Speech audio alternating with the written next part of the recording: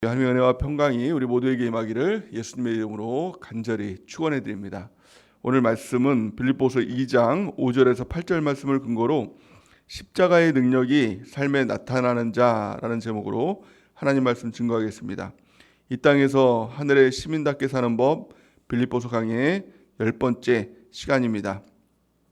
우리가 예수님을 믿는다라는 것은 놀라운 능력 가운데 거하는 것입니다. 우리에게 놀라운 능력이 있습니다. 가장 큰 능력이 바로 십자가의 능력인 것입니다. 가장 강력한 그리스도인이 누구일까요? 그 사람은 십자가의 능력이 삶에 나타나는 자. 오늘 말씀의 제목과 같은 것이죠. 십자가의 삶이, 십자가의 능력이 우리의 삶에 나타날 때 그는 가장 강력한 그리스도인이 되는 것입니다. 그렇다면 오늘 말씀을 통해서 그렇다면 십자가의 능력이 무엇인가 말씀을 통해서 우리가 깨닫기를 원합니다. 한마디로 말하면 자기 부인입니다. 성경은 이렇게 말씀합니다. 누가복음 9장 23절 우리 같이 한번 읽어보겠습니다. 시작. 또 무리에게 이르시되 아무든지 나를 따라오려거든 자기를 부인하고 날마다 제 십자가를 지고 나를 따를 것이니라. 아멘. 자기 부인과 자기 십자가를 지고 날마다 자기 십자가를 지고 주님을 따라가는 그 삶 두 가지는 떨어진 것이 아닙니다. 같이 가는 것입니다. 나를 부인하고 나의 십자가를 지고 주님을 따라가는 삶. 십자가는 한마디로 말하면 죽음을 이야기합니다. 로마 시대에 가장 잔혹한 그 형틀이 십자가죠. 그래서 지금 우리가 십자가 하면은 그 느낌이 이 당시 때 예수님 당시 때와는 그 느낌이 잘 닿지 않을 수 있습니다. 아마 이 예수님 당시 때 십자가라고 하면 누구든지 다 죽음을 죽음을 떠올렸을 것입니다. 왜냐하면 십자가는 사람을 거기다 매달아서 잔혹하게 죽이는 그 형태이기 때문에 그렇습니다. 우리가 십자가를 붙든다는 것은 무엇입니까? 죽음을 의미합니다. 어떤 죽음일까요? 내가 그리스도와 함께 십자가 달려 죽는 죽음. 내가 죽고 내 안에 예수님께서 계시는 삶, 예수님께서 사시는 삶. 이것이 바로 십자가의 능력의 삶인 것입니다.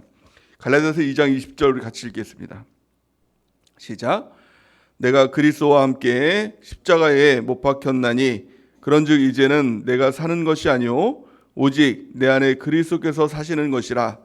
이제 내가 육체 가운데 사는 것은 나를 사랑하사 나를 위하여 자기 자신을 버리신 하나님의 아들을 믿는 믿음 안에서 사는 것이라. 아멘. 내가 죽고 내 안에 예수님께서 사시는 삶, 나는 죽고 예수로 사는 삶. 이것이 십자가의 능력의 삶인 것입니다. 참 놀라운 능력이시죠. 내가 사는 게 아닙니다. 내가 하는 게 아닙니다. 주님께서 하시는 것입니다. 그 능력이 어떤 능력입니까? 내 능력이 아니라 예수님의 능력. 그 삶이 우리 가운데 나타나게 된다는 것입니다. 이 능력을 깨달았던 사도 바울이 이렇게 고백을 합니다. 고린도전서 15장 31절에 보니까 형제들아 내가 그리스도 예수 우리 주 안에 가진 바 너희에 대한 나의 자랑을 두고 단언하노니 나는 날마다 죽노라. 이렇게 고백하는 것이죠. 날마다 죽는다는 고백이 무엇입니까? 날마다 십자가 묵상한다는 겁니다. 나는 날마다 예수님과 함께 십자가에 죽었습니다. 이 고백을 하며 나갈 때 나는 죽고 예수로 사는 그 삶이 우리 가운데 나타나게 된다라는 것을 말씀하고 있는 것입니다. 세상과의 관점과 이 기독교의 관점은 전혀 다른 것입니다. 세상의 관점은 어떻습니까? 성공에 대한 관점을 볼 때 내가 사는 것입니다. 세상 사람들은 살려고 살죠. 내가 살아야지. 이게 세상 사람이라면 기독교인들은 어떻습니까? 그리스도인들은 내가 죽어야지. 이 차이인 것입니다. 죽는 것과 이 사는 것, 이 두 가지의 차이라는 것입니다. 세상 사람들은 자기가 살기 위해서 인정받으려고 하죠. 누군가 나를 인정해 주길 원하고 더 살기를 원하고. 하지만 예수 믿는 삶은 누구의 인정을 받는 것이 아니라 그냥 나는 죽고 내 안에 그리스도가 사시는 그 삶을 추구하며 산다는 것입니다. 성경은 이렇게 말씀합니다. 고린도전서 15장 19절 말씀에 보니까 만일 그리스도 안에서 우리가 바라는 것이 다만 이 세상의 삶뿐이면 모든 사람 가운데 우리가 더욱 불쌍한 자이라. 아멘. 예수님을 믿는다라고 하는데도 자꾸 살라 그래요. 다른 사람에게 인정받고 내가 더 어떤 것에 더 뛰어나려는 그런 시도를 하고, 그러니까 자꾸 내가 그 높아지려는 그런 마음을 갖는다라고 하면 이 세상의 삶뿐이면 그 사람은 가장 불쌍한 사람이라는 것입니다. 예수 믿는 것은 능력이 있는 것입니다. 십자가의 능력, 죽는 것입니다. 낮아지는 것입니다. 우리가 그 능력 가운데 살아가는 은혜가 있기를 예수님의 이름으로 간절히 축원해 드립니다. 오늘 본 말씀에 보니까 이렇게 말씀합니다. 너희 안에 이 마음을 품으라. 곧 그리스도 예수의 마음이니 라고 이렇게 말씀합니다. 이 마음을 품으라. 예수 그리스도의 마음을 품으라 라는 것입니다. 예수 그리스도의 마음이 무엇입니까? 그것이 바로 십자가예요. 십자가의 능력. 6절 보니까 그는 근본 하나님의 본체이시나 하나님과 동등됨을 취할 것으로 여기지 아니하시고 오히려 자기를 비워 종의 형체를 가지사 사람들과 같이 되셨고 사람의 모양으로 나타나사 자기를 낮추시고 죽기까지 복종하셨으니 곧 십자가에 죽으심이라. 아멘. 예수님은 십자가에 죽으셨다는 겁니다. 모든 그리스도인의 본을 보이신 것입니다. 십자가의 능력, 내가 낮아지고 복종하고 죽는 것. 8절 말씀처럼 사람의 모양으로 나타나사 자기를 낮추시고 죽기까지 복종하셨으니 십자가에 죽으심이라. 이것이 바로 십자가의 능력입니다. 내가 죽으면 어떻게 됩니까? 내가 죽으면 주님께서 우리를 높여주시는 것입니다. 하나님이 나를 높여주시는 것입니다. 예수님은 낮아지셨죠. 그런데 결국에는 어떻습니까? 하나님이 예수님을 높여주셨다라고 성경은 말씀하고 있는 것입니다. 반대로 마귀의 마음은 어떤 마음입니까? 예수님의 마음이 낮아지는 것이라면 마귀의 마음은 높아지는 것입니다. 올라가는 것입니다. 이사야 14장 12절에서 15절 말씀 보니까 이렇게 말씀합니다. 너 아침의 아들 계명성이여 어찌 그리 하늘에서 떨어졌으며 너 열국을 엎은 자여 어찌 그리 땅에 찍혔는고 내가 내 마음에 이르기를 내 하늘에 올라간다는 거죠. 하늘의 뭇별 위에 내 자리를 높이리라. 높아진다는 겁니다. 내가 북극 지폐의 산 위에 앉으리라. 14절 보니까 가장 높은 구름에 올라 지극히 높은 자와 같아지리라 하는도다. 이게 바로 마귀의 마음이에요. 높아지려는 마음들, 올라가려는 마음들. 그러나 그 끝이 어떻습니까? 15절 말씀 보니까 그러나 이제 내가 수올 곧 구덩이 맨 밑에 떨어짐을 당하리라. 아멘. 예수님의 마음은 낮아지고 복종하고 죽는 것이지만 하나님께서 높여주시고 존귀하게 만들어주시고 영광스럽게 만들어주시는 것, 이게 바로 예수님의 삶이었고 예수님의 마음이었고 이게 그리스도인의 삶이라면 마귀의 마음은 어떻습니까? 또 마귀의 종되는 사람들의 모든 삶은 어떻습니까? 높아지고 올라가려고 하고 더 높은 자리로 가려고 하지만 결국에는 떨어짐을 당하는, 그것이 바로 세상 사람이고 이것이 바로 마귀라고 성경은 말씀하고 있는 것입니다. 세상은 이 삶을 산에 비유를 합니다. 자꾸 올라가려고 하는 것이죠. 자꾸 올라가려고 합니다. 하지만 기독교에서, 성경에서는 그렇게 말씀하고 있지 않습니다. 삶은 광야와 같은 것입니다. 한 치 앞도 내다보지 못하는 삶, 오직 주님을 의지하고 한 걸음 한 걸음 걸어가는 그 삶과 같은 바로 광야의 삶이 바로 인생인 것입니다. 그래서 하나님은 우리를 종종 그 광야로 인도하실 때가 있다는 겁니다. 광야로 우리가 몰릴 때가 있다는 것이죠. 그래서 우리는 때로는 고난이라고도 이야기를 합니다. 그때 가장 필요한 것이 무엇입니까? 내 것들 다 내려놓는 것입니다. 낮아지는 것입니다. 복종하는 것입니다. 내가 죽고 내 안에 예수님이 사시는 그 삶으로 우리가 변화되는 것입니다. 가장 대표적으로 모세의 삶을 사람들은요, 신학자들은 3등분으로 나누어서 이렇게 설명을 합니다. 그래서 바로의 공주의 아들 그 40년의 삶이 있었습니다. 그리고 이 광야에서 어떻게 보면 시간을 허비했던, 그 사람의 눈으로 보면 시간을 허비했던 그 삶이, 광야에서의 삶이 40년입니다. 그리고 마침내 출애굽해서 광야에서 그 이스라엘의 선도자로 살았던 삶이 바로 40년이었습니다. 총 120년의 삶을 살았죠. 그것을 이제 스펄전이라는 목사님이 이렇게 이야기를 했습니다. 바로의 공주의 삶의 40년, 그것을 썸씽의 삶이다. 무엇인가 그가 가지고 있었고 무엇인가 되려고 살았던 세상의 삶이었다, 이렇게 얘기를 합니다. 하지만 그가 살인자가 되고 광야로 몰려서 살았던 이 40년의 삶을 낫싱의 삶이다. 아무것도 가지지 않는 삶, 모든 것을 다 내려놓는 이 광야의 삶이 낫싱의 삶. 80 이후에 출애굽해서 이스라엘을 인도했던 선도했던 그 삶, 그것을 에브리싱의 삶이다. 이렇게 이야기를 합니다. 어떻게 보면 우리의 인생이 이와 같다라는 생각이 듭니다. something에서 nothing으로, nothing에서 everything으로. 하나님은 우리가 무엇인가 가지고 있는 것, 그것을 도구로 삼지 않습니다.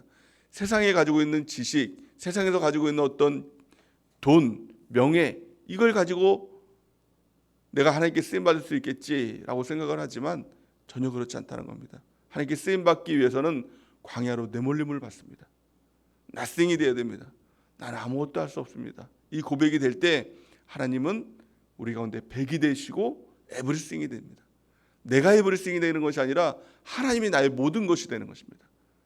그럴 때 모세와 같이 쓰임받는 하나님의 종으로 살아갈 수가 있는 것입니다. 우리의 삶은 어떻습니까? 뭔가 something, 뭔가 가지고 있습니까? 무엇인가 높아지려고 하고 무엇인가 되려고 하는 그런 시도를 하고 있습니까? 하나님은 반드시 광야로 우리를 인도하십니다. 아무것도 없는 광야, 모든 것을 다 내려놓게 하는 그런 광야, 낮아지게 하는 그런 광야, 그 광야로 우리가 인도함을 받는 것입니다. 그럴 때 nothing이 되어야 됩니다. 하나님 앞에 결국에는 하나님, 나는 아무것도 할 수 없습니다. 아무것도 아닙니다. 이 진정한 고백이 있을 때 하나님은요, 그때부터 시작이라고 말씀하는 것입니다. 모세의 나이가 80대였을 때 하나님께서 그를 만나주시죠. 호렙산 떨기나무 아래에서 만나주시죠. 그리고 나서 그가 하나님을 만났을 때 모든 것이 되시는, 하나님이 모든 것이 되는, 나는 0이 되고 하나님이 100이 되는 그런 삶이 되는 것입니다. 광야에서 해야 될 것이 한 가지 있습니다. 그것은 바로 하나님을 만나는 것입니다. 하나님을 만나기 위해서 필요한 것이 무엇일까요? 신명기 8장 2절 우리 같이 한번 읽어보겠습니다. 신명기 8장 2절 시작. 내 하나님 여호와께서 이 40년 동안에 내게 광야 길을 걷게 하신 것을 기억하라. 이는 너를 낮추시며 너를 시험하사 내 마음이 어떠한지 그 명령을 지키는지 지키지 않는지 알려 하심이라. 아멘. 이 두 가지를 말씀하고 있죠. 광야에서 하나님을 만나기 위해서 반드시 필요한 건 첫 번째는 낮아지는 것입니다. 하나님께서 낮추시는 것입니다. 자꾸 나를 낮추시는 거예요. 이게 바로 십자가의 길이기 때문에 그렇습니다. 두 번째는 하나님의 명령을 듣고 명령을 지키는 것이다 라는 것입니다. 오직 말씀이에요. 광야에서는 아무것도 없습니다. 내가 뭐 지위도 없고 돈도 없고 뭐 인맥도 없고 다 잃어버리는 것이 광야입니다. 내가 붙들 것은 오직 하나님 말씀 하나 붙드는 것입니다. 그래서 광야의 어원을 보면 미드바르라는 어원을 가지고 있습니다. 또한요, 말씀의 어원은 다바르라는 말씀의 어원을 갖고 있습니다. 이게 같은 어원이죠. 그 광야에서는 말씀 붙드는 것이라는 겁니다. 오직 하나님의 말씀, 그것이 나의 생명이고 나를 인도하는 유일한 나의 능력입니다 라고 고백하는 것이 바로 이 광야다라는 것입니다. 광야는 하나님께서 말씀으로 우리에게 찾아오시는 것이라는 겁니다. 그 가운데 하나님을 만나는 것, 이것이 말씀을 붙드는 것, 말씀으로 하나님을 만나는 것이다라는 것입니다. 광야의 끝은 성경을 보니까 마침내 복이다라고 성경 말씀하고 있죠. 그 끝은 복입니다. 신명기 8장 16절 우리 같이 한번 읽어보겠습니다. 시작. 내 조상들도 알지 못하던 만나를 광야에서 내게 먹이셨나니 이는 나 너를 낮추시며 너를 시험하사 마침내 내게 복을 주려 하심이었느니라. 아멘. 너를 낮추시고 시험하사 마침내 끝은 하나님의 복을 주시기 위함이다라는 겁니다. 그 복이 무엇입니까? 하나님의 복이 무엇입니까? 성경에서 말하는 그 복은 이 바라크, 히브리어로는 바라크, 헬라어로는 마카리오스 이렇게 이야기를 합니다. 이 바라크라는 뜻은 하나님 앞에 무릎을 꿇는다는 뜻을 가지고 있고, 또 마카리오스라는 뜻은 왕께 인정을 받는다라는 뜻을 가지고 있습니다. 결국에는 이 복이라는 것은 하나님과의 관계를 이야기하고 있는 것이죠. 복은 하나님의 관계입니다. 광야를 통해서 하나님께서 복을 받았다는 것은 하나님과의 막혔던 관계가 다시 열렸다는 것이죠. 친밀한 관계가 되었다는 것입니다.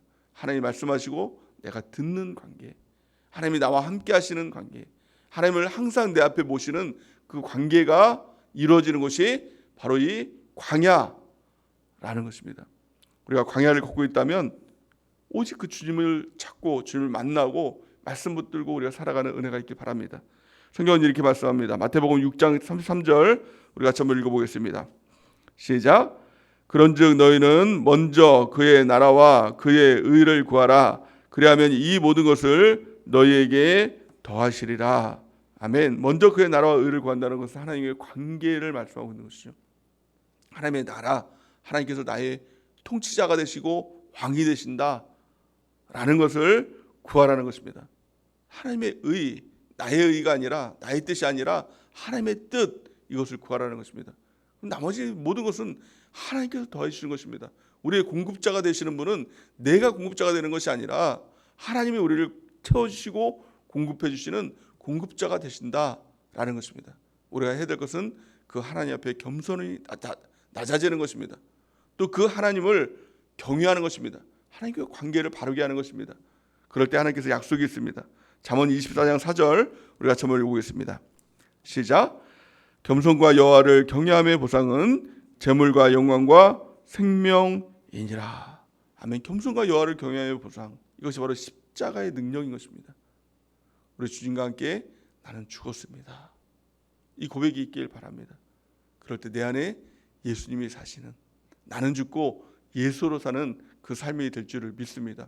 마침내 십자가의 능력을 경험한 사람, 내가 낮아져서 결국에는 예수님과 함께 죽고 내 안에 예수님이 사시는 그 삶을 살아가는 그 사람이 하는 고백이 있습니다. 그 고백이 바로 은혜입니다. 내가 죽지 않으면 무엇인가 되고 무엇인가 이루어지면 반드시 내 공로를 드러내길 원합니다. 내가 뭘 했기 때문에, 하다못해 내가 기도해서, 내가 예배 잘 드리고, 내가 순종해서, 내가 헌금 많이 하고, 내가 전도 많이 해서 결국에 내 공로가 드러나는 것입니다. 죽은 게 아닙니다. 십자가의 능력이 나타나는 것이 아닙니다. 어쩌면 예수님께서 천국문 앞에서 내가 너를 도무지 알지 못하겠다라고 말할 수도 있는 것입니다. 가장 중요한 것은 은혜입니다. 은혜가 무엇입니까? 하나님, 내가 한 것이 아니오 주님께서 하신 것입니다. 모든 것이 다 주님께서 하신 것입니다. 어떻게 이 고백을 할 수 있습니까? 내가 죽었으니까, 내가 한 게 아니니까. 내가 죽었는데 어떻게 내가 해요? 내 안에 예수님이 살아계셔서 예수님이 하셨습니다. 이 고백을 하는 사람, 십자가의 능력 가운데 있는 사람입니다. 사도 바울은 이렇게 고백을 합니다. 고린도전서 15장 10절 우리 같이 한번 읽어보겠습니다. 시작.